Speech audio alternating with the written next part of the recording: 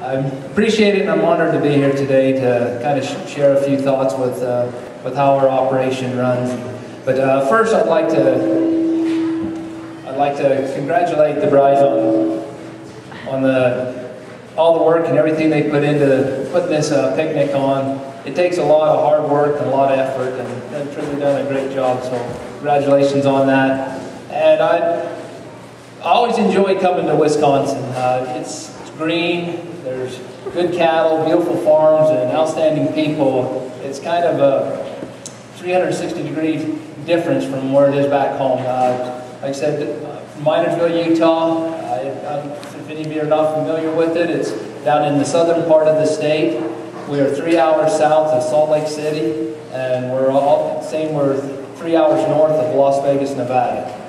Down there in the south, the southern part of the state, it's kind of a mountainous area. The valleys that are there is where a lot of the farms are grown, and our annual rainfall is only about 12 to 14 inches a year. So all the irrigation takes place either out of lakes, reservoirs, or there's a lot of underground wells around there. With our climate, it's not really too extreme. We maybe have a couple of days over 100 degrees during the summer months. We might get down around 0 during the winter months. But it's kind of right there in between, other than we do have big swings in our temperature variation. It's not uncommon to, sometimes we'll get right around 40, 50 degrees differences in temperature in one day. So a lot of times in the mornings you have to put on a jacket, and by afternoon you got your shorts on. But when the weather, like they always say, if you don't like it around home, just wait about 15 minutes and the weather will change. But we seem to get quite a bit of wind, and that's probably one of the drawbacks where we're at, and the low humidity there with it. Our dairy down there in the southern part of the state, it's probably, our location is a little bit hard. We're about 15 miles off the interstate, and where we're at, most of the dairy population in Utah is up in the northern and central part of the state. So there's only a few dairies left down in the southern part there. And our cows, they're milked 3 times a day. We have 500 cows that we're milking, and there's about 500 young stock on the place. They're in free stalls, where we bed the cows down with sand, and we really like the sand. During the winter months, we will go with sawdust. We've consistently averaged under 100,000 on our somatic cell count. It's usually about 80, 90,000 on the somatic cell count there. And we've kind of always prided ourselves on milk quality, trying to produce the best quality milk and everything we can. And one of the ways is keeping the cows clean, and also with the bedding.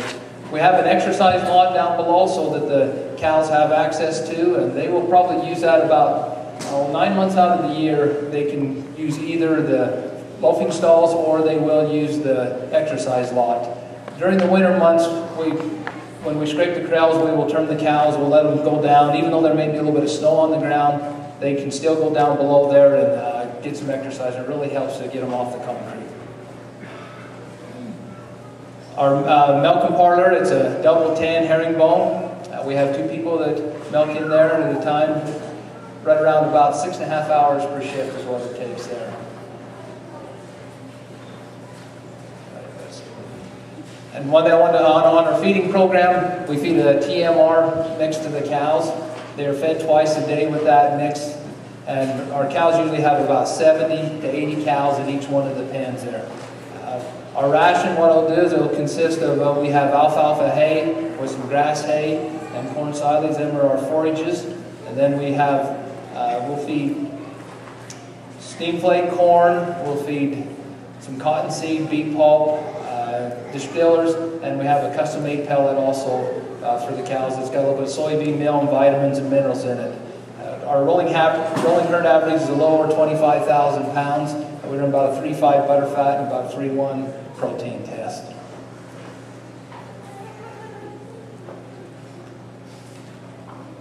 Right here, this right here is a facility that we built a few years ago, and it's our ET facility. The facility, it's EU certified, so we can export embryos in.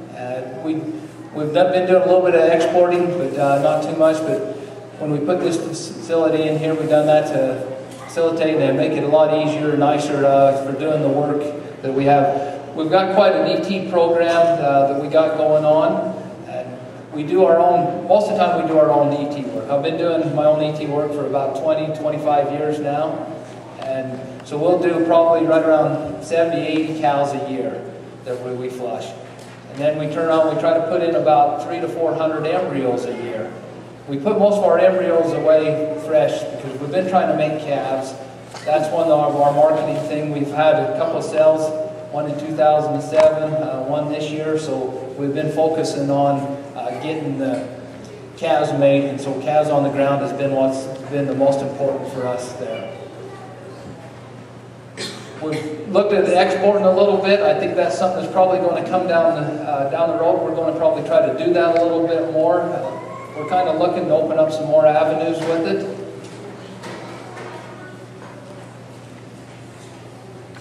And on our marketing,